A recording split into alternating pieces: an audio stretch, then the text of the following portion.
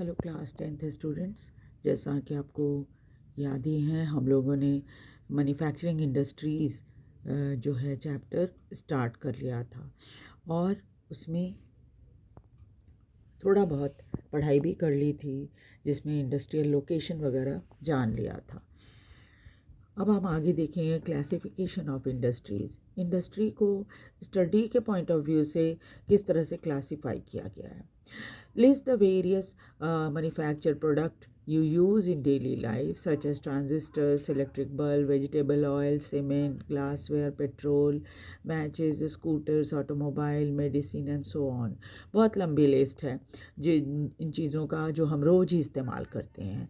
If we classify the various industry based on the particular criterion, then we would be able to understand their manufacturing better. और अगर हम इसको classify कर दें इनकी manufacturing के अकॉर्डिंग, तो क्या होगा, हमारे लिए थोड़ा स्टडी करना आसान हो जाएगा और इनकी मैन्युफैक्चरिंग के बारे में भी हम ज़्यादा अच्छे से समझ पाएंगे। चलिए देखते हैं किस तरह से क्लासीफाई किया गया है इनको।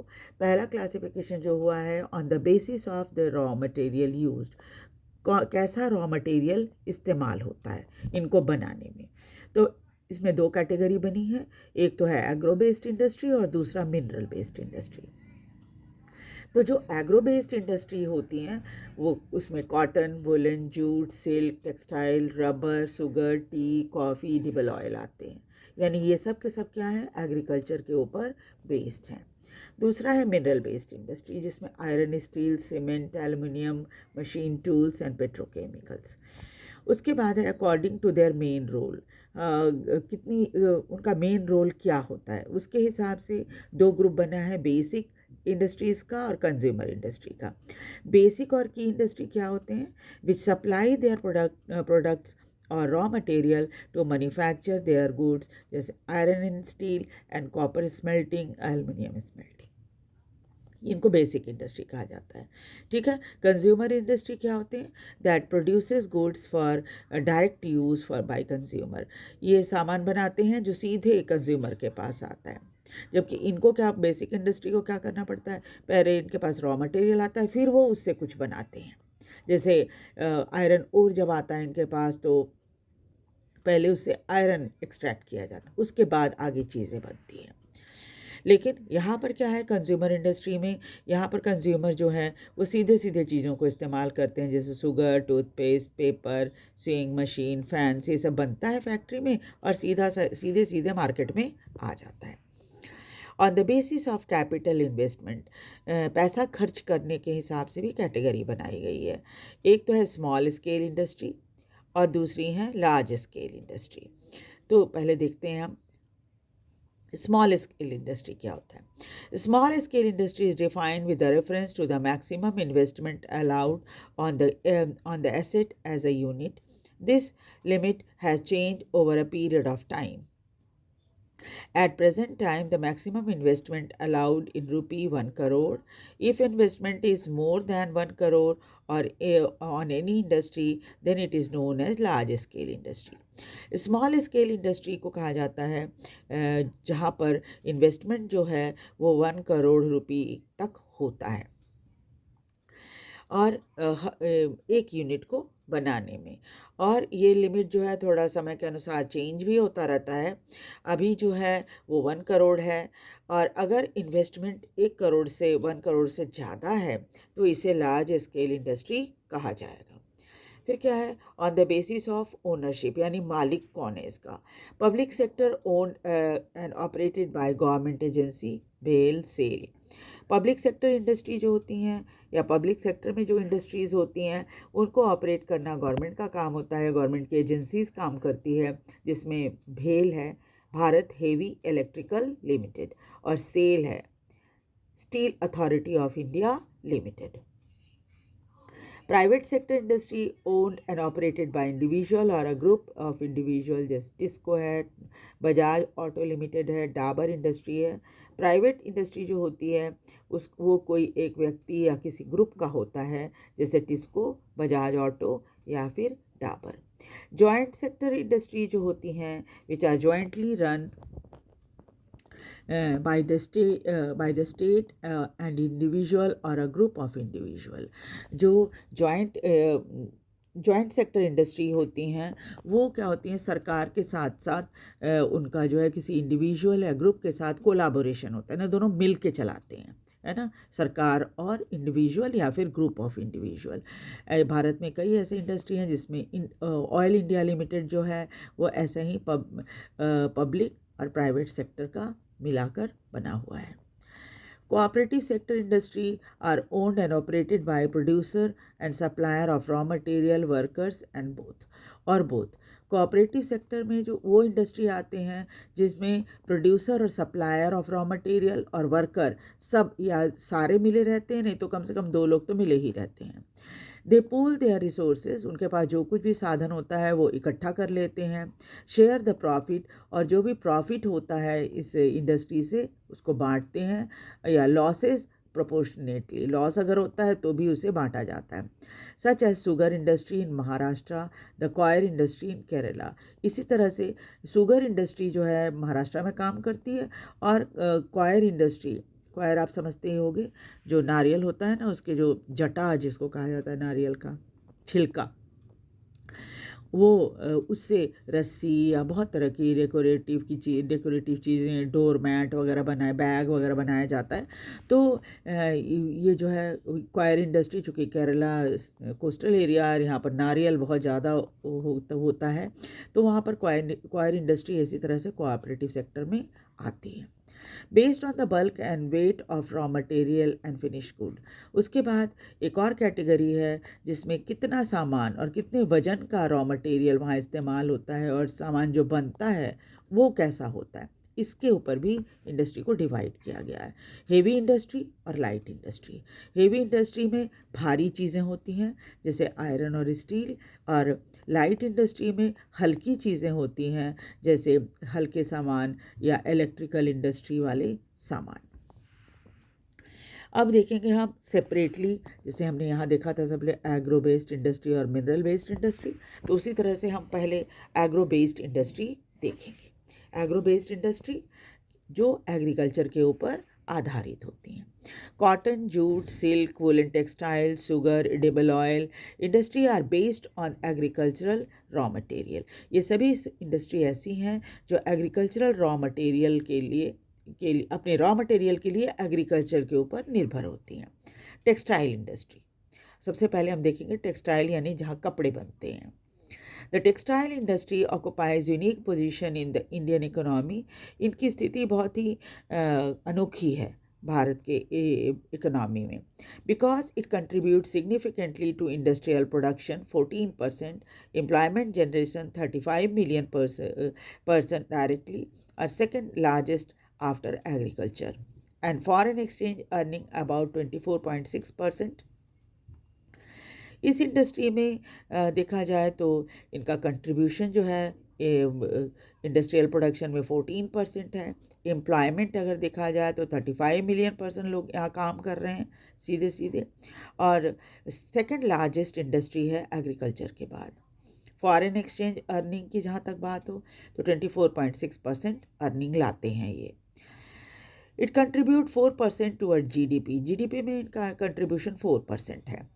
It is the only industry in the country which is self reliant, complete in the value chain, that is from raw material to the highest value added product। ये एक ऐसा इंडस्ट्री है हमारे देश में जो कि पूरी तरह से आत्मनिर्भर है और कंप्लीट है वैल्यू चेन में। रॉ मटेरियल एक बार इनको मिल जाए उसके बाद हाईएस्ट वैल्यू एडेड प्रोडक्ट ये बना लेते हैं। रॉ मटेरियल मिल जाए मतलब इनको कॉटन, एक बार ये एग्रो बेस्ड इंडस्ट्री है तो कॉटन इनको मिल जाए, उसके बाद सारी चीज़ें एक ही फैक्ट्री के अंदर ये अपने आप कर लेते हैं। उसका कॉटन से बीज अलग करना, फिर उसके बाद उससे धागा बनाना, फिर उसके बाद उससे कपड़े बनाना, फिर उसके बाद उसकी डाइंग और ये सब होती है, वही होती है इंडस्ट्री में ही होती है, टेक्सटाइल इंडस्ट्री में। उसके जो भी छपाई डिज़ाइनिंग जो भी होती है और फिर उसके बाद कपड़ा बनकर तैयार हो जाता है। तो चलिए पहले कॉटन टेक्सटाइल देखते हैं। कॉटन से बनते हैं जो कपड़े वो। इन ancient India cotton textile were produced with hand spinning and handloom weaving technique.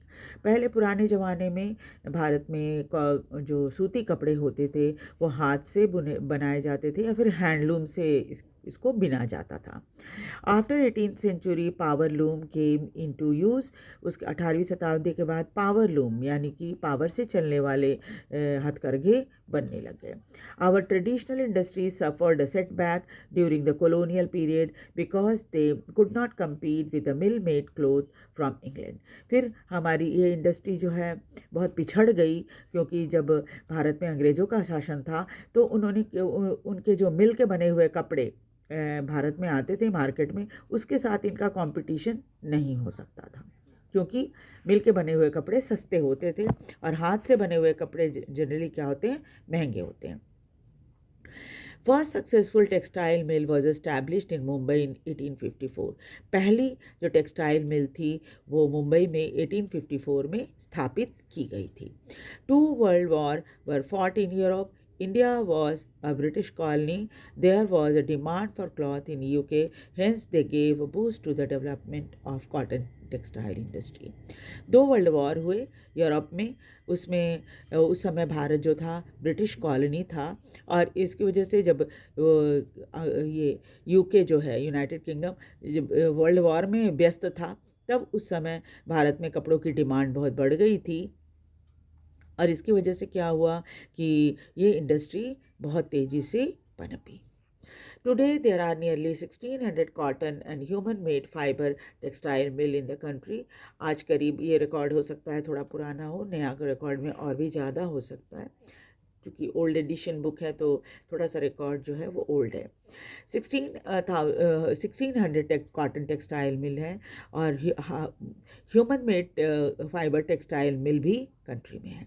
About 80% of these are in private sector. इसमें जितनी इंडस्ट्री है कॉटन टेक्सटाइल इंडस्ट्री में जितनी फैक्ट्री हैं उनमें 80% जो है वो प्राइवेटली ओन्ड सेक्टर में है. Rest in the public and cooperative sector. बाकी जो है पब्लिक सेक्टर में है और कोऑपरेटिव सेक्टर में है. Apart from these there are several thousand small factories with 4 or to 10 loom. ये तो हुए जो बड़े हैं. वो जो थोड़े छोटे हैं उनकी संख्या हज़ारों में है. छोटी छोटी फैक्ट्री हैं जहाँ पर 4 से 10 लूम लगे हुए हैं जहाँ पर कपड़े की बुनाई होती है. In early years, the cotton textile industry was concentrated in the cotton growing belt of Maharashtra and Gujarat. शुरू में कॉटन टेक्सटाइल मिल जो है महाराष्ट्र और गुजरात में लगाई गई थी क्योंकि ये इलाका ऐसा है जहाँ पर कॉटन का उत्पादन सबसे ज़्यादा होता है. अवेलेबिलिटी ऑफ रॉ मटेरियल, क्योंकि रॉ मटेरियल बहुत आसानी से अवेलेबल होता था, मार्केट पास में था. Transport including accessible port facility, क्योंकि ट्रांसपोर्ट भी आसान था क्योंकि पोर्ट फैसिलिटी जो है यहाँ पर अवेलेबल थी मुंबई में. लेबर आसानी से मिल जाता था. मॉइस्ट क्लाइमेट है यहाँ का. कंट्रीब्यूट टूवर्ड्स इस लोकलाइजेशन. यही कारण था कि महाराष्ट्र और गुजरात में ये फैक्ट्री ज़्यादा थी. This industry has a close link with agriculture. ये तो हम बार बार पढ़ रहे हैं कि ये एग्रो बेस्ड इंडस्ट्री है, ये एग्रीकल्चर से जुड़ी है. Provide a living to farmer. इससे क्या होता है, किसानों को अपना जीवन यापन के लिए पैसा मिलता है. कॉटन बॉल प्लकर, इसको हाथ से कॉटन बॉल को निकाला जाता है तो बहुत सारे कॉटन बॉल प्लकर जो है काम करते हैं यहाँ पे.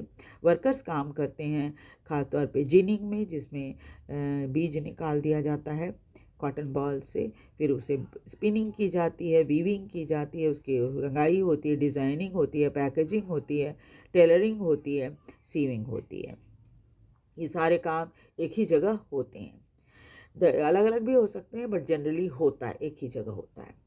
The industry by creating demand supports many other industry. और इसकी डिमांड बहुत ज़्यादा है और ये दूसरी इंडस्ट्री को भी बहुत सपोर्ट करती है, जैसे केमिकल एंड डाइज जो इनको कलर्स वगैरह सप्लाई करते हैं. तो क्या है कि ये उन इंडस्ट्री को भी सपोर्ट करता है. मिल स्टोर्स जहाँ पर कपड़े बनते हैं क्या एक ही बार में तो सब बिकने के लिए नहीं चला जाता ना, उसको स्टोर करके भी रखना पड़ता है. तो मिल स्टोर्स बहुत सारे आपको दिखेंगे यहाँ पर. पैकेजिंग मटेरियल, जो लोग पैकेजिंग करते हैं उनको भी काम मिलता है. इंजीनियरिंग वर्क, मशीन लगी हुई है तो स्वाभाविक है टूटे फूटेगी तो आपको वहाँ पर इंजीनियरिंग वर्क्स की ज़रूरत भी पड़ेगी. उसको रिपेयरिंग वगैरह की भी ज़रूरत भी पड़ेगी. While spinning continued to be centralized in Maharashtra, Gujarat, and Tamil Nadu, weaving is highly decentralized to provide scope for incorporating traditional skills and design of weaving in cotton, silk, zari, embroidery, etc. जहाँ तक spinning है वो अभी भी centralise है महाराष्ट्र, गुजरात और तमिलनाडु में, लेकिन जो वीविंग है वो डिसेंट्रलाइज हो गया, कई जगहों में बटा हुआ है, ख़ास तौर पे जो जहाँ पर ट्रेडिशनल स्किल्स और डिज़ाइन चलती हैं. बहुत बहुत एरिया ऐसे हैं जहाँ पर ट्रेडिशनल तरीके से कपड़े बनते हैं, डिज़ाइनिंग उस पर की जाती है, कॉटन पे, सिल्क पे, जरी पे, एम्ब्रॉयडरी. आपने बनारस का नाम सुना, बनारसी साड़ी भी आपने सुनी होगी, है ना. तो क्या है, ये सब खास जगहों पर भी कपड़े बनते हैं और डिज़ाइन होते हैं. India has a world class production of spinning. कपड़े बनते हैं भारत में, वर्ल्ड क्लास तक के कपड़े बनते हैं. But weaving supplies low quality of fabric. लेकिन जहाँ तक कपड़े की बुनाई की बात है, ये तो धागे बनने की बात है, वो ये कपड़े की बुनाई की बात है तो वहाँ लो क्वालिटी का फैब्रिक बनता है. As it cannot use much of the high quality yarn. यहाँ जो हाई क्वालिटी का धागा बनता है वो देश के अंदर इस्तेमाल नहीं होता है. Produced in the country. Weaving is done by handloom. क्योंकि ये जो धागा बनता है ना, विदेशों को एक्सपोर्ट कर दिया जाता है, हाई क्वालिटी का धागा जो होता है. Weaving is done by handloom. बुनाई का काम हैंडलूम से भी होता है, पावरलूम से भी होता है और मिल्स में भी होता है. The hand spun khadi provide large scale employment to weavers in their home as a cottage industry. और खादी का कपड़े जो बनते हैं उससे बहुत सारे लोगों को, बहुत सारे वीवर्स जो बुनकर हैं उनको काम मिलता है. वो घरों में ही अपने ये सब काम करते हैं, इसलिए इसको कॉटेज इंडस्ट्री भी कहा जाता है. India export yarn to Japan. Bharat जो है वो जापान को धागे बेचता है.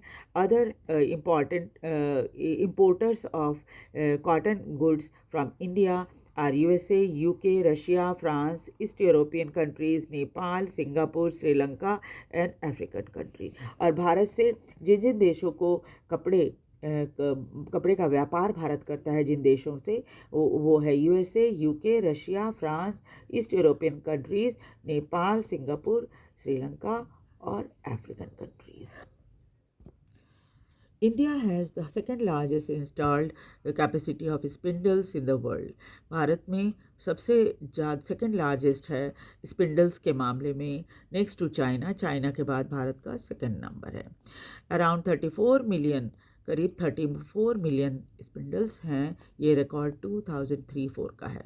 Since the mid 80s the spinning sector has received a lot of attention. और मिड 80s के बाद स्पिनिंग सेक्टर पर बहुत ज़्यादा ध्यान दिया जाने लगा था. We have a large share of world trade of cotton yarn. धागे तो हम कॉटन के धागे तो बहुत सारे दुनिया कई देशों को बेचते हैं. Accounting for 1/4 of the total trade. ये करीब 1/4 है टोटल व्यापार का. However our trade in garment is only 4% of the world total. दुनिया के में सिर्फ 4% बने हुए कपड़े ही भारत से विदेशों को बेचे जाते हैं. Our spinning mills are competitive at the global level. हमारी स्पिनिंग मिल जहाँ धागे बनते हैं उनका तो वर्ल्ड में के साथ कंपटीशन चलता है दूसरे देशों के साथ. Capable of using all the fibre we produce. जितने फाइबर हम प्रोड्यूस करते हैं वो सबको बेचने में हमें आसानी होती है, बेच सकते हैं हम. The weaving, knitting and processing unit cannot use much of the high quality yarn that is produced in the country. लेकिन हमारे देश में वीविंग, नीटिंग और प्रोसेसिंग यूनिट जो है ये हाई क्वालिटी धागा जो हमारे देश में प्रोड्यूस होता है उसका इस्तेमाल नहीं कर पाता. There are large and modern factory in these segment but most of the production is fragmented in small unit which cater to the local market. बहुत सारे बड़े बड़े मॉडर्न फैक्ट्री हैं, लेकिन क्या है कि ये बटे हुए हैं बहुत जगह छोटे छोटे यूनिट्स में, और ज़्यादातर इनमें जो चीज़ें बनती है वो लोकल मार्केट में यानी हमारे यूज़ के लिए ही बन पाती है. This mismatch a major drawback to the industry. ये एक जो मिसमैच है कि ये अच्छा काम कर सकते हैं लेकिन ये लोकल मार्केट तक ही सीमित हैं, ये विदेशों को अपना सामान नहीं बेचते. ये एक कमी है हमारी इंडस्ट्री की. As a result many of our spinner export cotton yarn while apparel, garment manufacturer have to import fabric. और इसका मतलब ये है कि स्पिनर जो है वो तो अपने धागे को विदेशों को भेज देते हैं, लेकिन हमारे कपड़े जो बनते हैं उसको उसके लिए इन्हें फैब्रिक को इम्पोर्ट करना पड़ता है, विदेशों से मंगाना पड़ता है। Although we have made significant increase in the production of good quality long staple cotton, हमारे यहाँ कॉटन का उत्पादन बहुत अच्छी क्वालिटी का होता है। Need to import still felt, लेकिन अभी भी इम्पोर्ट किया जाता है कॉटन को। पावर सप्लाई इज़ एरेटिक, यहाँ पर बिजली की कमी रहती है, कभी होती है कभी नहीं होती।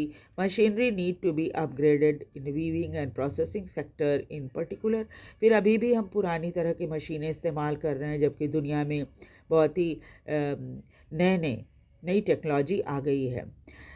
इसलिए प्रोडक्शन पर थोड़ा असर पड़ता है क्योंकि हम पुरानी तरह की मशीनें इस्तेमाल कर रहे हैं। Other problem are the low output of labour, पुरानी मशीनें होने के कारण आउटपुट जो लेबर है जो प्रोड्यूस करता है वो कम है। Stiff competition with the synthetic fibre industry, और कॉटन इंडस्ट्री का सिंथेटिक फाइबर इंडस्ट्री से भी बहुत कंपटीशन रहता है। इस वजह से भी अभी हम थोड़ा सा इस मामले में, एक्सपोर्ट के मामले में थोड़ा पीछे हैं। अगली क्लास में हम लोग जूट टेक्सटाइल पढ़ेंगे। आप ध्यान से वीडियो को देखिए, लाइक और सब्सक्राइब कीजिए, शेयर भी कीजिए ताकि आप दूसरे बच्चे भी इसका फ़ायदा उठा सकें। Thank you very much.